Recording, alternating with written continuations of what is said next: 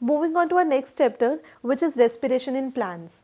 Plants get energy through a process which is known as respiration, and during this process, most plants use atmospheric oxygen to break down this glucose into carbon dioxide.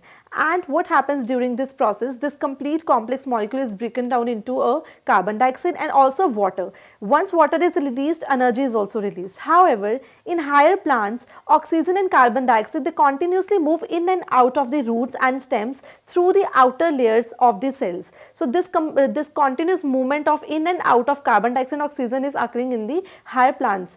In the majority of gaseous exchange that takes place through small openings in the leaves, and these small openings are known as stomata.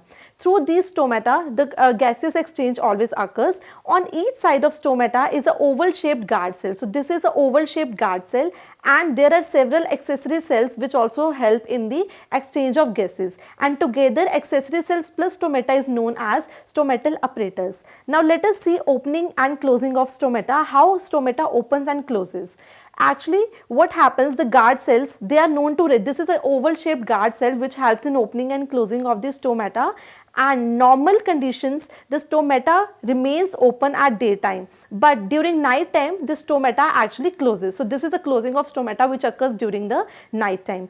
When guard cells are full of water, they expand and they bulge out. So this is expanding and bulging out of the stomata, so that stomata open. However, when they lose water, this is when water is lost. At that time, this stomata will shrink, and this shrinkage will lead to closing of stomata. So this is how guard cells help in opening and closing of stomata.